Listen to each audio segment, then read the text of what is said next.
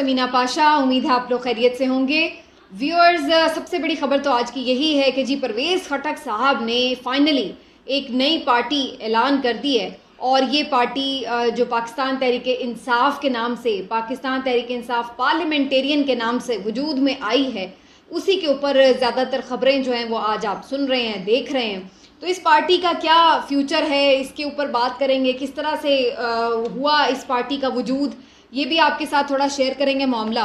और उसके साथ साथ जी ये भी जिक्र करेंगे कि जो इस वक्त सूरत हाल है, ख़ास तौर पर मैं बात करूंगी इलेक्शन कमीशन ऑफ पाकिस्तान की, जिसने एक डाटा जारी किया है और इस डाटे ने क्यों तमाम तर लोगों की नींदें उड़ाई हुई हैं, ख़ास तौर पर इस्टेब्लिशमेंट की, पीडीएम की नींदें क्यों उड़ा दी हैं, वो आपके सामने रखेंगे। और उसी के तसलसल में आपको बताएंगे कि ख्वाजा आसिफ को आखिर इतना गुस्सा क्यों आया है और उनका गुस्सा किस हद तक जायज़ है।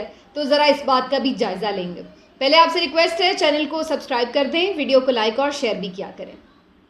तो व्यूअर्स, जैसा कि मैंने जिक्र किया था कि सबसे पहले परवेज़ खटक साहब की पार्टी के हवाले से बात होगी, तो जनाब अब मुझे ये समझ नहीं आ रही कि इस पार्टी के आगाज़ के हवाले से बात करना शुरू करूं या इसके जो बाद के इख्तिताम की तरफ मामलात हैं उसकी तरफ बात करना शुरू करूं। क्यों मैं ऐसा कह रही हूँ कि आम तौर पर आप कोई पार्टी लॉन्च होते देखते हैं तो आप ये बता रहे होते हैं कि जी इसने ज्वाइन कर ली, इसने ज्वाइन कर ली, अगले दिन आप बता रहे होते हैं इसने ज्वाइन कर ली, इसने ज्वाइन कर ली। लेकिन ये एक ऐसी पार्टी लॉन्च हुई है कि जिस दिन ये ज्वाइन हुई है उसी दिन साथ ही ये खबरें आधे घंटे में आना शुरू हो गई कि इसने छोड़ दी, इसने छोड़ दी, उसने ऐलाने तरदीद कर दिया कि मैं शामिल नहीं हूँ। तो इसलिए मैं ज़रा कंफ्यूज हूँ कि बात कहाँ से शुरू की जाए, छोड़ने वालों की शुरू की जाए या ज्वाइन करने वालों की शुरू की जाए। तो कितनी ये मुस्तहकम और स्ट्रॉन्ग पार्टी है, इसी से आप अंदाज़ा लगा लें कि पैदाइश के दिन ही लोग इसको छोड़ के जाना शुरू हो गए। उसकी वजह क्या थी?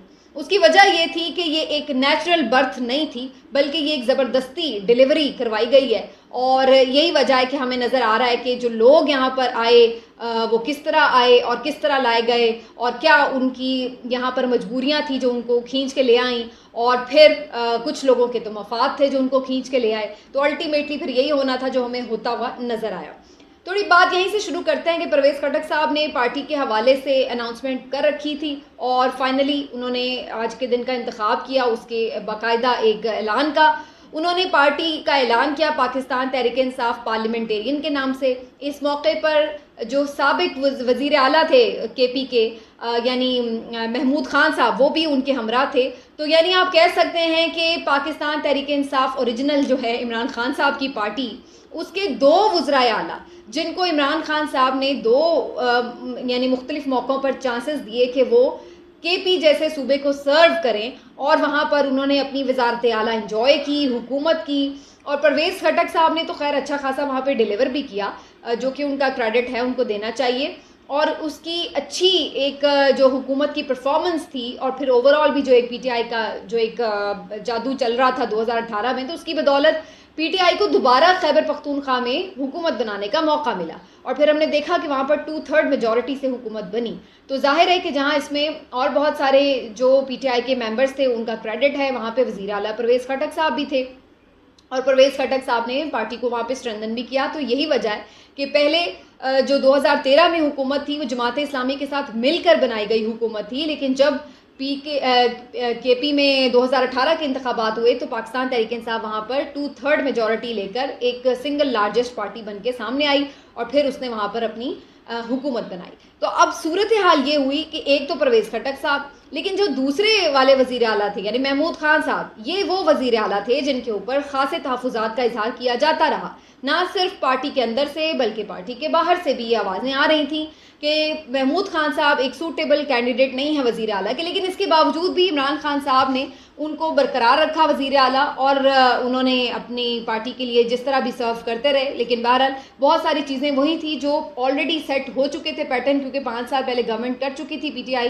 तो उसी को उन्होंने आगे बढ़ाया। लेकिन बहरहाल उनके हवाले से बहुत सी शिकायत मौसूल होती रही थी। लेकिन इमरान खान साहब 2018 के बाद ख़ुद वज़ीर आज़म थे, तो पंजाब में उस्मान बुज़दार साहब और महमूद खान साहब केपी में उन्होंने बदस्तूर वज़ीर आला बरकरार रखे।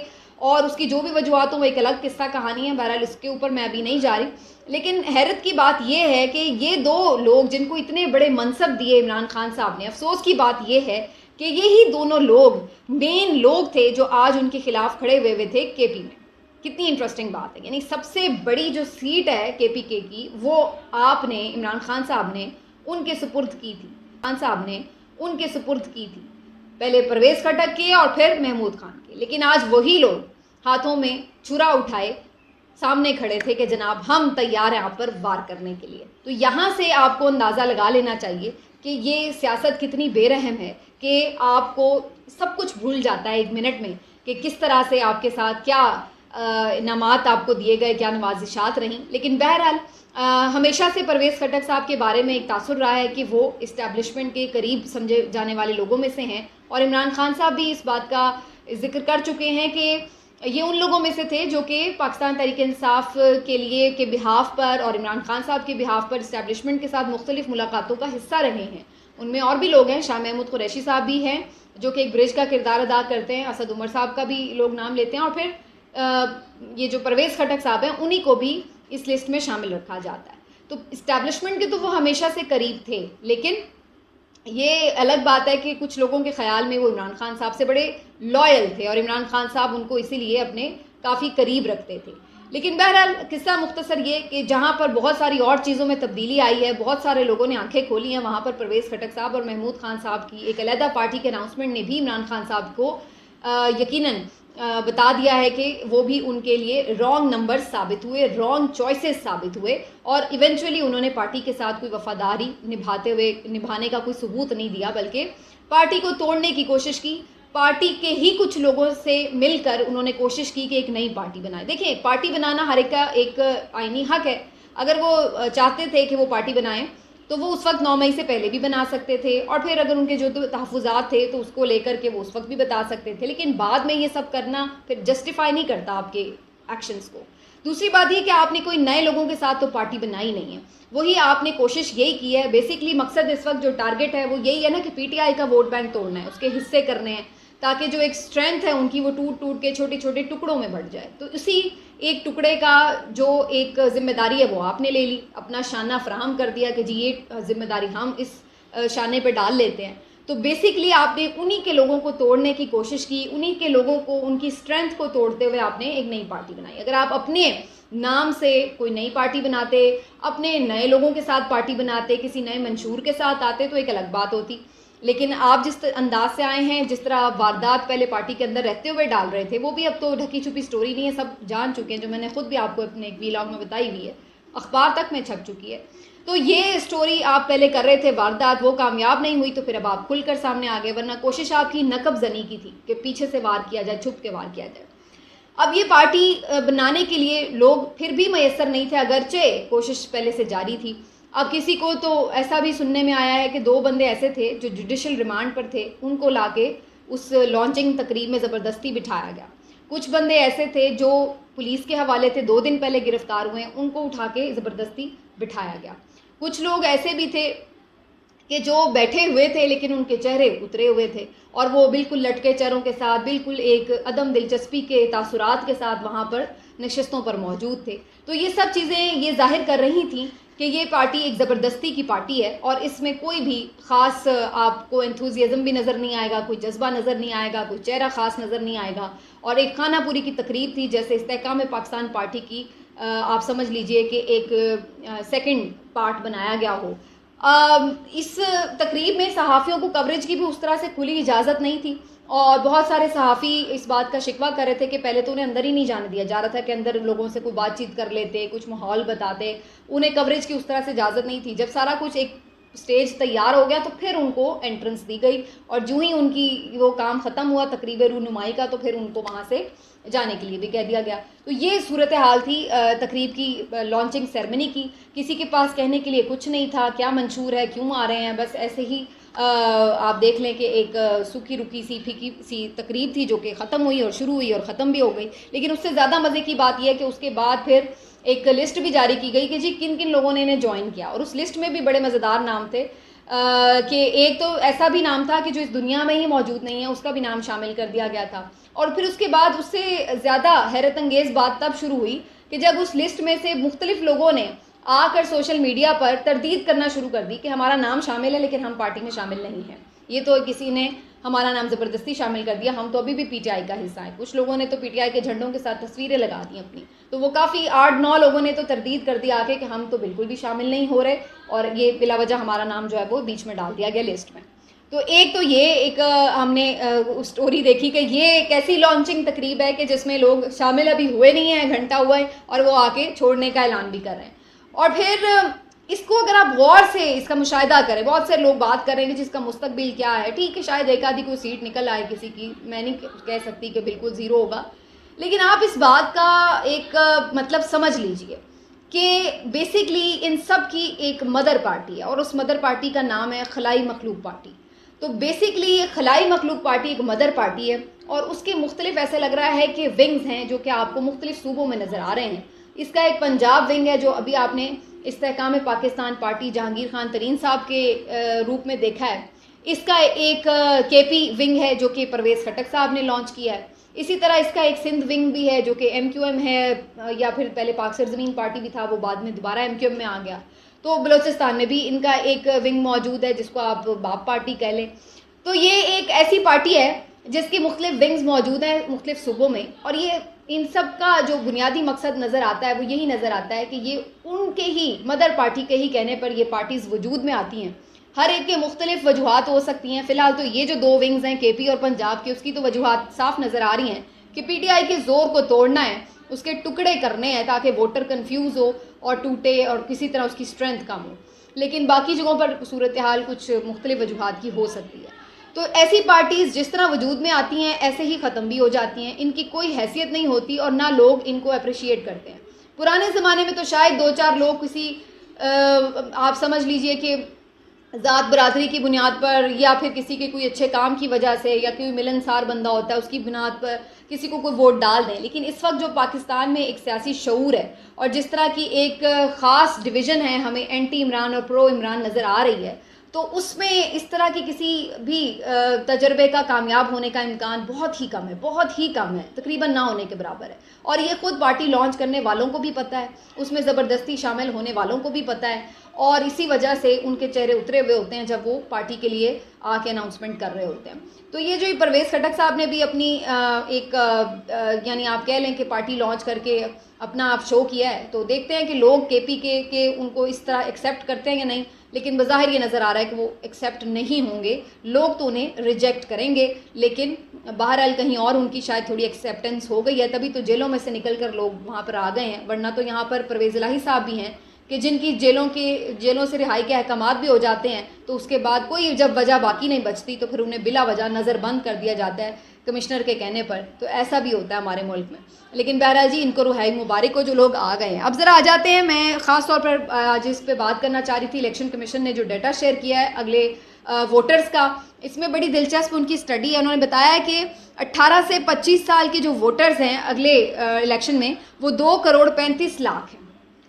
26 سے 35 سال کی عمر کے ووٹر کی جو تعداد ہے وہ 3 کروڑ 26 لاکھ ہے. 36 سے 55 سال کے ووٹرز کی جو تعداد ہے وہ 2 کروڑ 77 لاکھ ہے. 46 سے 55 سال 1 کروڑ 81 لاکھ ووٹرز ہیں, جبکہ 56 سے 65 سال کے ووٹرز کی تعداد 1 کروڑ 18 لاکھ ہے. اور فائنلی جو 66 سال سے اوپر کے ووٹرز ہیں بڑی عمر کے, ان کی تعداد 1 کروڑ کچھ ہے. تو اب انٹرسٹنگ بات اس میں کیا ہے؟ انٹرسٹنگ بات اس میں یہ ہے کہ اگلا جو آپ کا الیکشن ہے اس میں جو کامیابی کی کنجی ہے وہ ہے نوجوان ووٹر کے ہاتھ میں. اور میں یہ اس ووٹر کو نوجوان ووٹر کہہ رہی ہوں جس کی عمر 18 سے 35 سال کے درمیان ہے. 18 سے 35 سال کے ووٹرز کو جب میں کاؤنٹ کرتی ہوں رفلی راؤنڈ آف کر کے, تو ان کی جو تعداد ہے وہ تقریباً بنتی ہے 5.25 کروڑ, یعنی 5 کروڑ 75 لاکھ کے اراؤنڈ ان کی تعداد بنتی ہے. یعنی ٹوٹل ووٹر کا یہ 45% ہے. اس بات کو سمجھیے کہ ٹوٹل ووٹر کا 45% یوتھ ہے, نوجوان ہیں, اور یہ وہ لوگ ہیں جو 18 سال سے 35 سال کی عمر کے ہیں. اور مجھے یہ بتانے کی ضرورت نہیں ہے کہ یوتھ کا اس وقت چوائس کیا ہے, وہ کس طرف ان کا رجحان ہے. تو یہ کوئی ڈھکی چھپی بات نہیں ہے. باقی جو آپ کے ووٹرز ہیں وہ تقریباً کل ملا کے بنتے ہیں, آپ اندازہ لگا لیں تقریباً 6.25 کروڑ لگا لیں آپ اس کا. تو ٹوٹل ووٹر میں سے جو آپ سمجھ لیں 45% یعنی تقریباً آدھا ووٹر جو ہے وہ یوتھ ہے.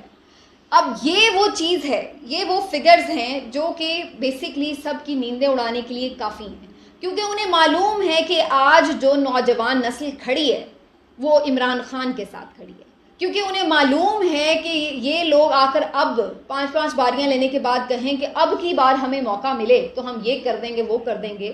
تو یہ جو آج کا ووٹر ہے وہ یہ ماننے کے لیے تیار نہیں ہے. وہ جو ووٹر ہے وہ اب اس وقت عمران خان کے ساتھ کھڑا ہے, جو نیا ووٹر ہے, جو ہمیں یوتھ کا ووٹر نظر آتا ہے, اور جبکہ جو پرانے ووٹر ہیں وہ بھی کوئی ضروری نہیں سارے ان کے ساتھ کھڑے, ان میں سے بھی ظاہر ہے کہ کافی تعداد اس وقت آپ کو پی ٹی آئی کے ساتھ نظر آئے گی. اور یہی وہ بنیادی وجہ ہے کہ جس نے ان سب کے اوپر لرزہ طاری کر رکھا ہے, جو یہ خوف میں مبتلا ہیں کہ اس کا حل کیا نکالیں, اس کا کوئی حل نہیں نکل رہا. اور یہ سارے وہ ووٹر ہیں جو الیکشن ڈے پہ گھر بھی نہیں بیٹھنے والے, مزے کی بات ہے. یعنی باقی جو ووٹر ہیں وہ تو کچھ مایوس ووٹر ہوگا, نہیں نکلے گا. کوئی ووٹر ہوگا وہ ٹھیک نہیں ہے طبیعت, اگر بہت بوڑھا ووٹر ہے وہ نہیں آدھا نکلے گا. لیکن آپ اندازہ لگائیں گے کہ یہ جو یوتھ والا ووٹر ہے یہ وہ ووٹر ہے کہ جو انرجیٹک بھی ہے, جو اس وقت غصے میں بھی ہے, جو اس وقت عمران خان کے ساتھ بھی کھڑا ہے, اور جو اس وقت سارا جو رجیم چینج کے بعد کا نیریٹو ہے اس کو ایکسیپٹ کرنے کے لیے تیار بھی نہیں ہے, اور وہ سوشل میڈیا پر بھی بڑا ایکٹیو ہے. تو وہ ووٹر تو لازمی نکلنے والا ہے. تو اگر یہ ووٹر سارا نکل آتا ہے اور وہ آ کے اپنے پسند کے بندے کو, جو کہ موسٹلی زیادہ تر ظاہر ہے پی ٹی آئی کا ووٹر ہے, تو پھر یہ چیز کہاں لے کر جائے گی اگلے الیکشن رزلٹ کو. یہ وہ مسئلہ ہے جس کا کوئی حل نظر نہیں آ رہا. اس کا حل نکالنے کے لیے کوشش کی گئی ہے کہ لیپ ٹاپ اسکیم کے ذریعے جو ہے اس کو کوئی تھوڑا سا لالچ دیا جائے, اپنی طرف کرنے کی کوشش کی جائے, لیکن وہ بھی الٹی پڑ گئی ہے. اس سے مجھے یاد آیا کہ یہ جو انہوں نے لیپ ٹاپ اسکیم کے تحت ایک کسی اسٹوڈنٹ نے اپنا پکچر سوشل میڈیا پر شیئر کی, اس میں لیپ ٹاپ تو انہوں نے اٹھایا ہوا تھا شہباز شریف والا, لیکن تصویر اندر جو تھی وہ عمران خان کی لگا دی. اب یہ تصویر دیکھ کر جل بن گئے خواجہ آصف صاحب, اور انہوں نے بہت ہی آپ کہہ لیں کہ قابل مذمت قسم کے ریمارکس دیے اور بڑا برا بھلا کہا, گالیاں تک دے ڈالی ہیں ان کے پی ایم ایل این کے لوگوں نے ان اسٹوڈنٹس کو جو پی ٹی آئی کے جھنڈے کے ساتھ تصویر لگا رہے ہیں یا عمران خان کی تصویر کے ساتھ اپنی تصویر لگا رہے ہیں اور انہوں نے لیپ ٹاپ اٹھایا ہوا ہے. انہیں اعتراض ہے کہ جی لیپ ٹاپ تو ہمارا لے لیا ہے اور دل اندر سے عمران خان کے ساتھ جڑایا ہوا ہے. تو یہ تکلیف جو ہے ان سے برداشت نہیں ہو رہی. ایونچولی وہ گالیاں دینے پر اتر آئے ہیں, لیکن گالیاں دینے سے ووٹر آپ کے ساتھ ملے گا نہیں. پہلی بات یہ کہ یہ آپ کو اپنے جیب سے تو انہیں پیسے دے نہیں رہے, کہ آپ نے جیب سے لیپ ٹاپ لے کے دے دیا ہے تو لہٰذا آپ نے خرید لیا انہیں, اور اب وہ اپنی مرضی سے کوئی فیصلہ نہیں کر سکتا. یہ حکومت پاکستان کا پیسہ ہے اور یہ عوام کے ٹیکس کا پیسہ ہے, تو وہ آپ سے بالکل لے سکتے ہیں لیپ ٹاپ, لیکن اس کا مطلب یہ نہیں ہے کہ آپ ان سے ان کی آزادی لے لیں گے. ان کا آئینی حق ہے کہ وہ جس چاہے جماعت کو پسند کریں اس کو ووٹ بھی کریں. اور اسی طریقے سے یہ آپ کی ذہنی پسماندگی کو شو کرتا ہے کہ آپ نیا نوجوان پڑھا لکھا جو طبقہ ہے اس کو آپ کس انداز سے مخاطب کرتے ہیں, اس کو یوتھیا کہہ کے برا بھلے الفاظ کہتے ہیں, اور پھر یہ آپ سوچتے ہیں, یہ ایکسپیکٹ کرتے ہیں کہ وہ آپ کے ساتھ آ کے جڑیں گے, آپ کو ووٹ کریں گے, تو پھر وہ آپ کو ایسے ہی آپ کے ساتھ کریں گے جیسے وہ کر رہے ہیں. کہ اس کے بعد پھر سوشل میڈیا پہ پوری ایک کیمپین شروع ہو گئی کہ جس میں وہ یہ بات کر رہے ہیں کہ جی ہم تو پی ٹی آئی کے ساتھ ہی کھڑے ہیں. تو یہ ساری کہانی ہے, یہی سر درد ہے جس نے ان سب کو نہ صرف پریشان کر رکھا ہے اور ان کے لیے بالکل جس کو کہتے ہیں نا کوئی راستہ نہیں بچ رہا ہے. عمران خان صاحب نے جو ریاکشن دیا ہے پرویز خٹک صاحب کی پارٹی کے حوالے سے, انہوں نے کہا ہے گڈ لک, اور وہ بالکل کوئی پریشان نہیں ہے. میں نے پہلے ہی آپ کو کہا تھا, وہ کہتے ہیں کہ اچھا ہے مشکل وقت میں آپ کے دوست دشمن سارے واضح ہو جاتے ہیں, کون کتنا بہادر ہے یہ بھی پتہ چل جاتا ہے, کون کتنا مفاد پرست ہے یہ بھی آشکار ہو جاتا ہے, تو وہ تو کوئی ٹینشن میں نہیں ہے. لیکن بہرحال یہ چیزیں ہیں جو آپ کے سامنے آ گئی ہیں. ملتے ہیں اگلے ویلاگ میں, اپنا خیال رکھیے, اللہ حافظ.